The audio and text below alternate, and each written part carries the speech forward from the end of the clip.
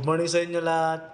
Um, Meron na pala ako i-share sa inyo ng konting kaalaman. Hindi naman tayo magaling about sa security, pero meron naman tayong konting nalalaman. So, guys, alam niyo ba, nakapag nag-duty ka or bago ka pa lang ng security, siguro yung mga veterans dito, alam na nila yun eh. Pero yung ikaw kung baguhan ka pa lang, kung ikaw ay mag-duty sa isang pwesto, ano ba yung una mong dapat meron kang 7 bagay na importanteng dadalhin or importante dun sa area mo. Bagong security ka lang, tapos duty ka sa isang lugar, dapat meron kang bagay na importanteng mahalaga para dun sa pag-duty mo. So ano nga ba yun lahat, guys? Yung mga ganong bagay na dapat mong alamin at dapat mong malaman dito sa video na to, yung 7 bagay na kailangan sa duty natin na importante yun. Ito pala yung mga 7 bagay na dapat kailangan mo o dapat kompleto or meron ka nito sa pinagdudutihan mo. Kasi pag wala ka nito kahit isa lang, wala na, pilay ka na. Or sa may nag-inspection dyan sa area mo, matik na, magkakaroon ka ng bulilyaso.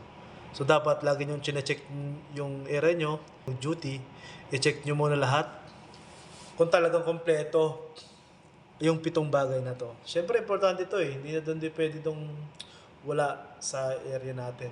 Siyempre, ano nga ba yung 7 bagay na yun? Ito, para malaman nyo, para sa mga baguhan natin dyan ng mga 5-9 natin para maging aware kayo lahat.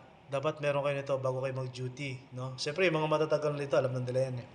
Pero ikaw kung baguhan ka pa lang ng isang security, dapat meron ka nito lagi dyan sa area mo.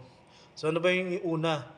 Number 1, syempre, firearm natin, yung mga trito natin, dapat meron yan. Yun yung una. Ang pangalawa naman, radio. Siyempre yun, importante yung radio sa communication, no? Sa bawat oras, kailangan natin ng radio talaga. Yun yung pangalawa. Pangatlo, ano pa, di ba? Siyempre, logbook at ballpen. Importante yan. Yung logbook at ballpen, yan ang pinaka-importante sa data natin yan. Isa yan sa ating makakapagligtas sa atin ang logbook. At syempre, flashlight, pang-apat, flashlight. Importante yung flashlight, lalo na sa gabi, di ba? Yun ang pang-apat natin na importanteng bagay. So, pang-5 natin ay shoes. Syempre, sapatos. Hindi ka na makakapag-duty kung nakachinelas ka lang, talagang bawal na bawal yan. Mayayari ka dyan. So, ang pang-6 natin, complete uniform. At syempre, dapat meron tayong ID or company ID natin. Dapat nakasuot din lagi. At yung uniform natin, syempre, dapat maayos. So, yun. Ang pang-7 pala natin, guys, importante sa lahat, license. 'Di ba? Alam niyo naman na yan eh. Dapat lagi tayong dala-dala yung license pag nasa duty tayo. Hindi naman pwedeng wala kang license, nag-duty ka. 'Di ba? Ay kung paano naikutan ka dyan, di nayari ka na. So yun lang. Baka may sakaling dyan may tumutol pa dyan or may na idadagdag pa dyan.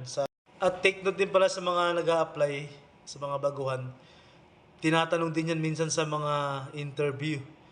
Ating 7 kaalaman na dapat malaman ng mga new security. Na dapat meron yan sa ating pwesto. So yun lang guys, kung may natutunan ka dyan, kung meron ka namang i-advise or idadagdag, comment mo na lang din. Yan lang, mga 5-9, ingat sa ating mga 2-0.